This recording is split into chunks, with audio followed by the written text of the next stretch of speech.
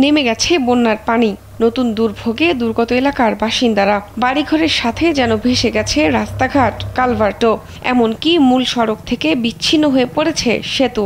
বোঝার সাধ্য নেই যে সেখানে কোনো সংযোগ সড়ক ছিল। মৌলভীবাজারের বর্তমান চিত্র এটি। অতিবৃষ্টি ও পাহাড়ি ঢলে জেলার ৭ উপজেলায় বন্যা দেখা দেয়। তবে বন্যা পরিস্থিতির উন্নতির সাথে সাথে ভেসে উঠছে ক্ষতচিহ্ন। মনু ও ধলাই নদীর বাঁধ ভেঙে সবচেয়ে বেশি ক্ষতিগ্রস্ত হয়েছে গ্রামীণ সড়ক।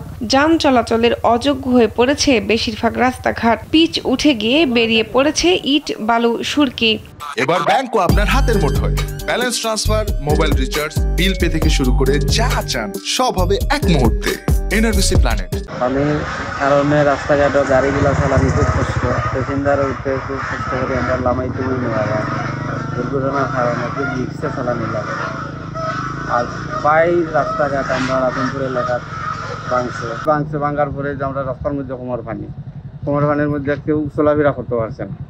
আর যে দোকানের মধ্যে পানি ঢুকিয়া অনেক মালামাল এখানেও নষ্ট হয়েছে। রাস্তাটা কতখান বড় আছে, ওখান বন্যায় বাঙ্গা লইয়া গেছে কি, ওখান কিচ্ছু করার নাই। আমরা ওখান যদি সরকারে দেয় তাহলে আমরা বাঁধতাম, সরকারে বান্ধিয়া দিত, আমরা কাম করতাম, আমরা আইতাম যাইতাম।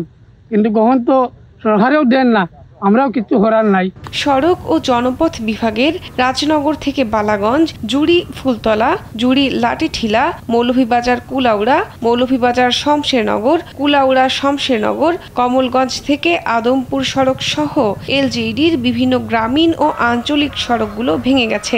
জেলায় প্রায় ৩০০ কিলোমিটার সড়ক বন্যার পানিতে ক্ষতিগ্রস্ত হয়েছে। বাঙ্গে একেবারে খালের মতো হয়ে গেছে পানি। এখন মানুষ আওয়া যাওয়া যাতায়াত কোনো কিছুই হয় না। আমরা মনে করো রুগী একজন এখন আমরা খান্দ নিয়ে বহা লাগে, কোনো কিছু যাতায়াত করার মতো কোনো ক্ষমতা নাই আমাদের। অবস্থা খারাপ। আমরা রাস্তাটা পুরা এই নদী ভাঙার কারণে পুরা রাস্তাটা একেবারে নিয়ে গেছে গিয়া, মাটি ইয়েগুলো আর কি, ঈদগুলা পর্যন্ত নিয়ে গেছে গিয়া। কমলগঞ্জ, রাজনগর, কুলাউড়া উপজেলার সড়ক ক্ষতিগ্রস্ত হয়েছে বেশি। ভেঙে গেছে ৯টি সেতু ও কালভার্ট। এর আগে পাহাড়ি ঢলে মনু ও ধলাই নদীর বাঁধে অন্তত ২০টি স্থানে ভাঙন দেখা দেয়। ঘরবাড়ি হারায় অসংখ্য পরিবার।